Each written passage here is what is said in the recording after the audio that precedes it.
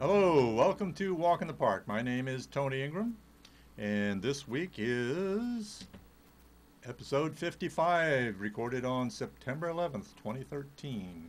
If you want to see all our episodes, go to walkinpark.com or ithacafingerlakes.com. Walkinpark.com might be easy to remember. Anyway, let's get back to where we're going here. Today, of course, is a memorable day, an important day in American history.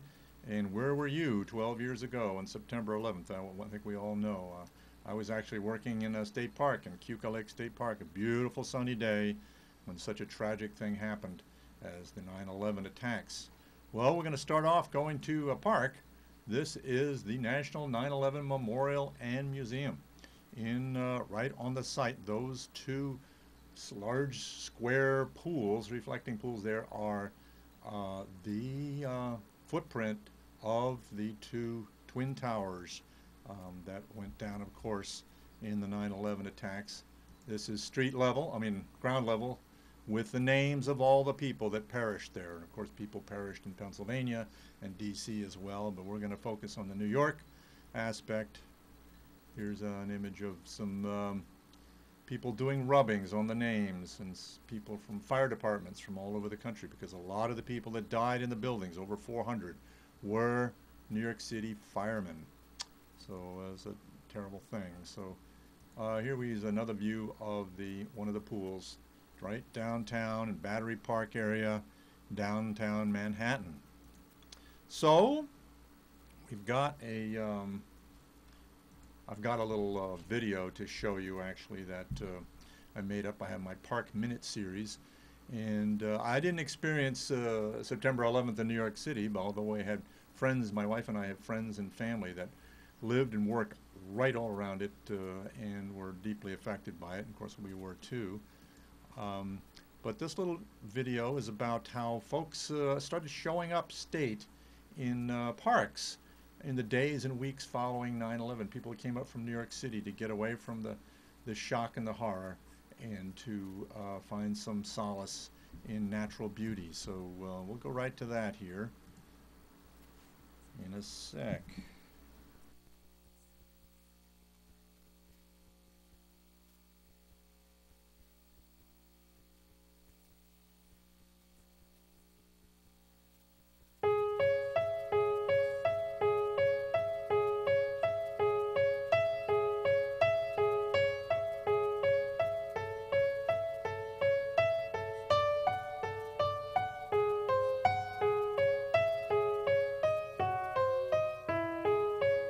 In the agonizing days and weeks that followed September 11th, 2001, thousands of people showed up at parks in upstate New York, escaping the trauma of that horrible day, looking to soothe their souls in the arms of Mother Nature.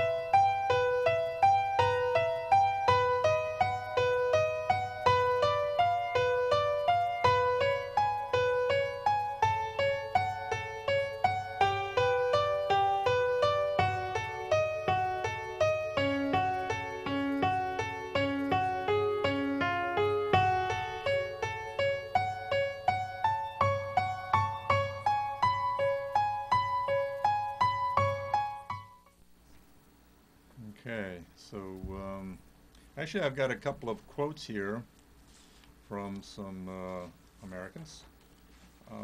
Not people that have lived in this time or went through the 9/11 stuff, but a man named John Burroughs. John Burroughs was a great 19th century naturalist who wrote a lot of books. He lived in the Catskills, and He wrote, "I go to nature to be soothed and healed, and to have my senses put in order." John Burroughs.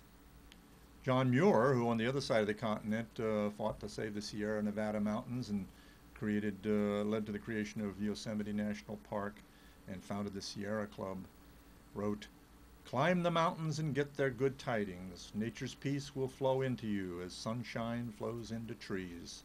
The winds will blow their own freshness into you, and the storms their energy, while cares will drop off like autumn leaves." And then finally, a quote from Rachel Carson, the great 20th century biologist who wrote Silent Spring. "Those who contemplate the beauty of the earth find reserves of strength that will endure as long as life lasts." So we can look to nature, we can look to our parks to recreate ourselves and to help us deal with the stresses and even terrors sometimes of modern life. Well, I like to go for a walk in the park every day, and so I'm going to go over to Buttermilk Falls and walk down the trail and some of the stone steps there. And, oh, well, look at this. Look at these logs that are jammed in there by some of the flash floods that we've had lately. So you'll find that sort of thing. You walk on the trails these days, lots of debris. And sometimes you get some real interesting patterns in the water from all the force of the water coming over falls, then moving over rocks and what have you. Here's the pool in which I took that picture. It's a rectangular pool just below some falls. Another view of the other end of the pool. And I have another short little video that I like to show you that I've taken from there, and I encourage you to look at this in terms of patterns. It's going to, rather than just this rippling water, moving this way and that, and what it does to your consciousness or your mind or perception. So we'll get that up here.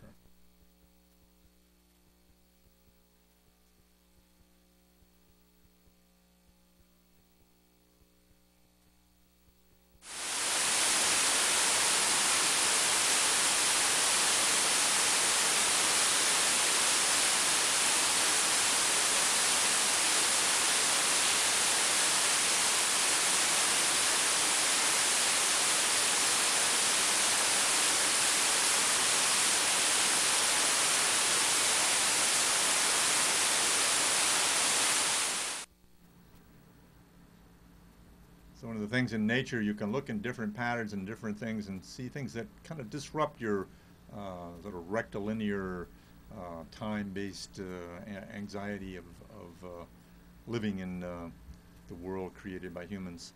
So it's one of the reasons I like to go out in the park, in nature. And also there are some wildflowers out this time of year. These are some asters, and in the back are some goldenrods that grow in the woods. There's a variety of different species of fall asters. These may be white wood asters or a related species along the trail in Buttermilk Falls, and then some wild sunflowers. These may be woodland sunflowers or thin leaf sunflower. I'm not sure which species it is from these pictures, but go on and look for the wildflower. We think wildflowers are in the spring, but they're actually all season long. And out in the fields and in the woods, there's plenty of stuff to go out and delight your senses on a walk in the park. So I took another walk in the park last week. I went on the Cayuga Waterfront Trail in Cass Park along the Cayuga Inlet. Look at that, it says watch for foul balls near playing fields. There's of course a lot of ball fields there. So you go along a golf course, you're going to watch for golf balls flying through. And but been some changes at the Cass Park as of last week, actually as of Labor Day. These are, I wasn't out on Labor Day, this was later in the week. Look at these trees that are damaged here. This tree has been stripped of many of its branches. Here's one they won't let you go near because of storm damage. That storm on, let's see, the storm was the night of September 2nd. So when we woke up on Labor Day, there was a lot of damage. There was a burst of wind came over the hill, down the hill into Cass Park in Ithaca, right next to Cayuga Inlet, and blew down a whole lot of trees, mostly willow trees. That, like, and you can see this tree here is kind of hollow inside. So any trees that were weakened from internal rot and that kind of thing were at risk to get hurt. But this is a tree with a whole lot of branches torn off it. These photos, by the way, are courtesy of Ann Greenberg, who went down there and took a look at these trees on, I guess it was Monday morning.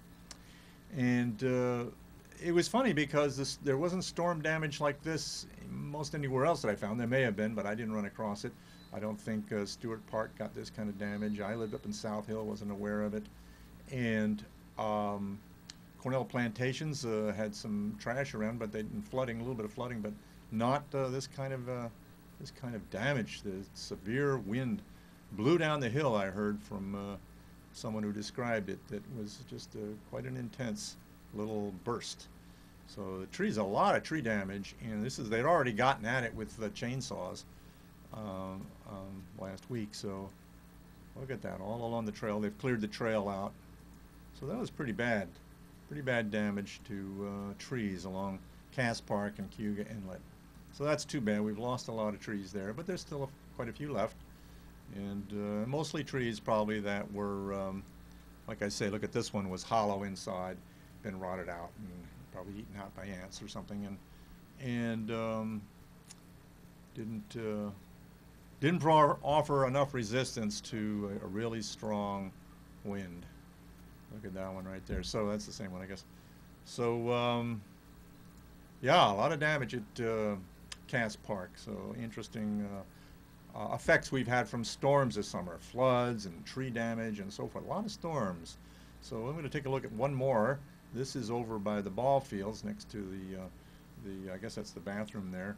This tree went down, and when I got there, this was a picture that was taken early in the week by Ann Greenberg, but I got there later in the week, and they were cleaning it up. The park crews have been working hard all week. Here's their chipper, and there is, I believe, the butt of that tree, and everything else has been cut up and raked up and thrown into the chipper. So they got right on it and cleaning up the trees and making them into mulch, I guess. So too bad. But these things happen, but maybe they clean out the trees that are ready to go anyway.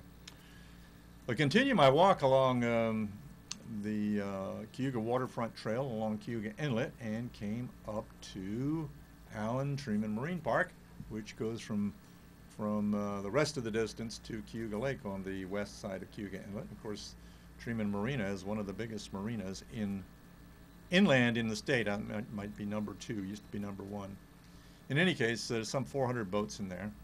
And there was a young woman working there whom I talked to, who was inspecting boats and educating boaters about aquatic hitchhikers. That is, plants particularly that get stuck to boats or in the water. Anything from a kayak to a yacht could have plants on it that some of them are like hydrilla, you may have heard of, can be transported to other bodies of water or come in, conversely come into the Cayuga Inlet and Cayuga Lake from other bodies of water. So anyway, we're going to go to a little video. I interviewed Allison, and she's going to tell us what she's doing.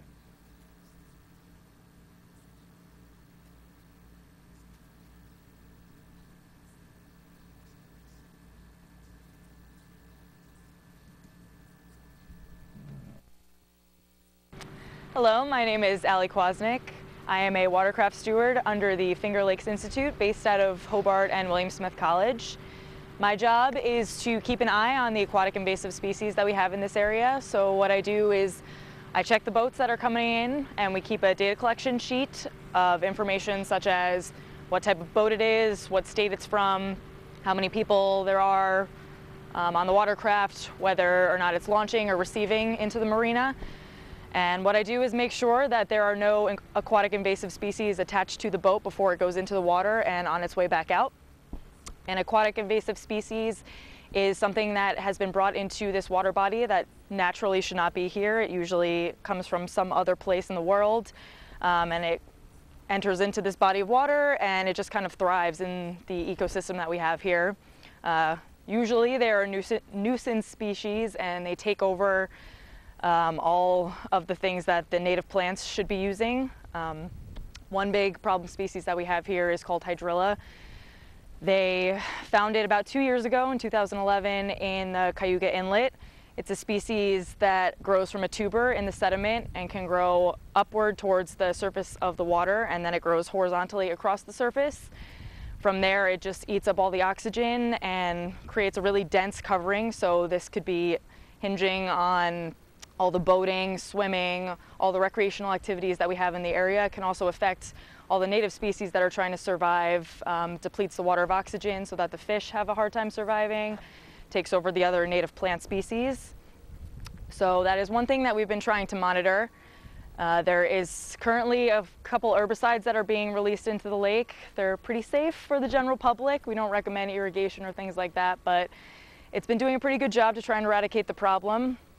But recently they did find hydrilla in other parts of the lake, whereas it was only in the inlet before. It's now in a little bit broader section of the lake down in Stewart Park, near the Fall Creek Inlet, where that releases into the lake. So that's going to create a little bit larger of an issue for us in terms of eradication. So my main job here is to just kind of promote education and awareness about the problems at hand and just keep an eye on all the things that might be an issue. So far I haven't found too much, so it's going all right so far. So the main thing that we try and tell boaters when they're coming in and out of the marina, we first try to get the education done, get them aware of the different problems that we have at hand, tell them about the different species. I have specific little identification cards, specifically for hydrilla. It has a little bit of information on the plant species itself so that if they see something, they can maybe try and identify it, bag it up, let someone know, so we can keep an eye on the spread. Another thing that we try and tell boaters is the concept of clean, drain, and dry. When you bring your boat out of the water, just try and clean it off as much as you physically can. Any visible fragments of plants, get rid of those. Pull out the plug, drain all the water so no organisms can live inside. And then just to let it dry out for as long as possible before you put it into another body of water or even back into the same body of water, so that anything that might have survived past the clean and drain process might dry out and won't be able to reproduce. So if you'd like to find out more information about invasive species, how to eradicate them, what you can do, there's a lot of volunteer efforts that you can get involved in. Go to the Department of Environmental Conservation website. That's dec.ny.gov. There's another website called protectyourwaters.org, which has a lot of information about aquatic invasive species and ways to protect the local water body that you live near. If you happen to come across anything that looks suspicious to you, seems like it's something that's not native to the area or something you're just curious about and don't recognize, there are several different organizations that you can contact. There's the Cornell Cooperative Extension, which knows a lot about hydrilla specifically. The Finger Lakes Institute. The Cayuga Lake Watershed Network is also a good organization to contact. So if you see anything suspicious and you're just not sure what to do, just contact someone locally, someone that works for the parks, someone at Cornell Cooperative Extension. Let someone know, keep the awareness out there so that we can help eradicate this problem.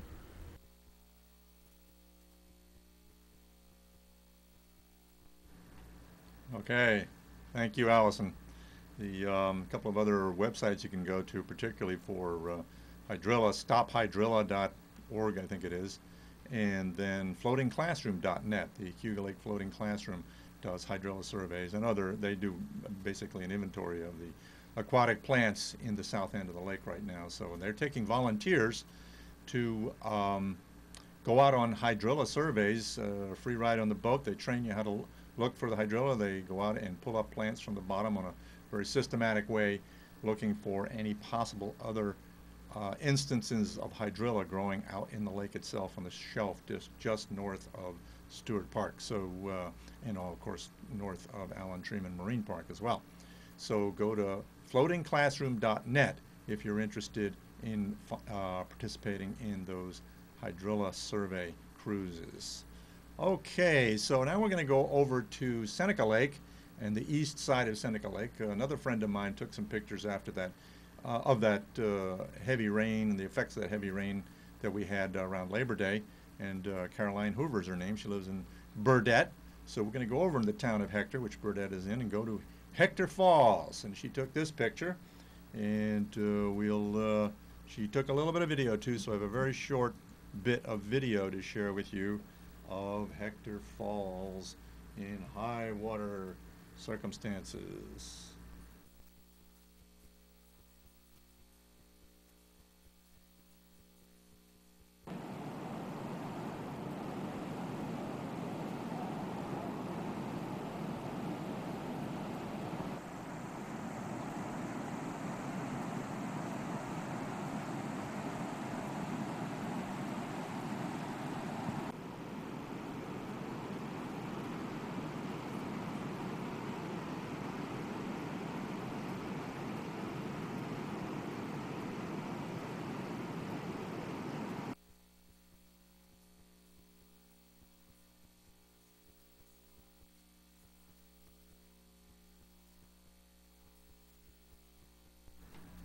Okay, thank you, Caroline Hoover.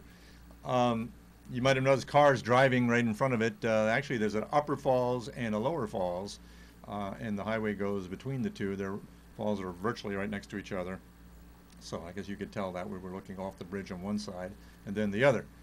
And the whole height, I think, is something like 165 feet. It makes Hector Falls one of the taller waterfalls in New York State. So she did show this picture. I did show this picture, actually, of Hector Falls from the water. You get out on a boat, and you can see that it goes right down to the lake, so what they call a hanging valley, and plunges right down to Seneca Lake. And if you take the Captain Bill's Seneca Lake cruises, you can get a good view of that. But now we're going to get a view of Hector Falls right in the middle of the picture. It's very small here, is Hector Falls, and where it goes down to the lake, and then you can see the west shore in the bottom part of the picture here. These aerials that are coming up here, by the way, are courtesy of Bill Hecht. Does a lot of aerial photography that I've used on the show. And now we'll look north from Watkins Glen. Hector Falls would be up on the east side of the lake, and down on the west side of the lake is this. And this is the beginnings of a big gas, so-called liquid petroleum gas, or LPG gas, storage facility or storage depot in old salt caverns underneath, that were salt mines underneath the shore of Seneca Lake, and actually underneath the lake itself, probably. This company called Energy is building this. It's trying to get a permit from the Department of Environmental Conservation, and there's a lot of concerns about it. That's a brine pond in the lower right there that they keep the mine cavern filled with brine, as it's called, and that is when you put gas in it, you pump gas down into it, the brine comes out to the brine pond, and they sort of equilibrate in terms of the pressure and so forth. But one of the fears is that brine will leak into the lake and could seriously damage Seneca Lake. Others are the danger of explosions. There's a lot of diesel fuel being burned there to operate trucks and trains and compressors and machinery and what have you. So there's a fair amount of air pollution. But then there's transportation of trucks and trains with pressurized liquid petroleum gas. That means gas that is kept liquid in tankers by pressure. So if a bridge fails, or there's an accident, or there's actually an explosion somewhere in the area of the facility itself, as has happened in other parts of the country, then some local people and other people are concerned about it. So if you want to find out more information about the folks that are concerned and actually want to prevent this plant from happening, a lot of the Marcellus shale gas in Pennsylvania will end up here if it comes to pass. You can go to the website Gas Free Seneca. Those are folks that are leading the effort to not allow this thing to be approved. They think it's well, one of the other things too, it's going to have a 60-foot gas flare going up, burning off excess gas, which will create quite an eyesore particularly during the night, but during the day as well. And so there's some visual impacts and some air pollution impacts and some hazards, and also ecological hazard to Seneca Lake itself. So go to Gas Free Seneca and get a lot more information about that, and a lot more than I know. So, okay, we're going to just take a moment now to go over to one other park, back to Ithaca along Cayuga Lake. This is East Shore Park, and it's up along the East Shore. If you look on the right-hand corner of the lake, just up past, you see that first sort of development up there. Just beyond that, up in that area, this is where the park is. And it's Town of Ithaca Park. It's the only place in the Town of Ithaca, which surrounds the city kind of like a donut. The only place in the Town of Ithaca where there's a public access to the lake itself. So East Shore Park there. It's looking from the sky there. The other side, you can see the little pavilion in the lower right there, a little bit of parking. It's a very small park. It's right next to actually the Cornell Sailing Center. But up in the upper left there is the Cornell Lake Source Cooling Station, which does heat transfer from campus water to cold lake water to cool many of the campus buildings. And in the deal between the Town of Ithaca and the Cornell to get their approval for this building and this facility, I guess it was a mitigation measure to get a like a 99-year lease or something on this Cornell land at there it is on East Shore Park. There's the lake source cooling across the way. This is looking through the shelter from the lake shore, and there you go. You can see the parking lot and lake source cooling. Lake source cooling, of course, has been a very controversial topic. That's another whole story in itself. But and then looking south, that's the Cornell Sailing Center back there. So they are neighbors, and they really don't want you to get there. If the parking's all filled up at East Shore Park, they don't want you to park in the sailing center because they need their parking spaces for their folks. The lovely stone steps going down to the lake here. People sit there. People do swim there, but it's not legal. They don't want you to swim. People fish there. They sit and read books. A lot of reading takes place there. A nice peaceful spot on the shore of Cayuga Lake. And there's another looking north now along the shore, along these wonderful limestone, big hunks of limestone steps, and then looking again sort of southwest over the lake. There's a lovely bench right here. You can sit. It's dedicated to somebody, and it looks out over the lake. There's a lovely view. And then this is from the parking lot looking out over the lake. Now, we don't have the time now, but we'll go into details about an interpretive sign that actually I've been involved in, a sign about Cayuga Lake, which you can go down and check it out. But another time we'll get into details about that. But the Scenic Resources Committee of the Town of Ithaca Conservation Board got this made. That's Rich Schock, the park manager for the Town of Ithaca Parks, and Mike Smith, who is the environmental planner for the Town of Ithaca. And there's some really interesting information about views. There's a map of views around the Town of Ithaca. You can actually get a route getting up online now. There's going to be a brochure you can pick up at the Visitor Center and in Town Hall, and then a description of the views of in the Town of Ithaca and getting the map and so forth. So I guess I did cover it all. I didn't have a chance to read this out, but go over and take a look at the sign and learn more about the views around Cayuga Lake. There's actually a whole inventory of views that they're on their town website, and that map that I showed you there that's on the sign will also be on the town website. I guess it is actually now, but it's going to be on a brochure which will be available and also as a PDF from the town website. And so that's all we have time for today. So thanks for joining me, and have a good week, and I'll see you soon.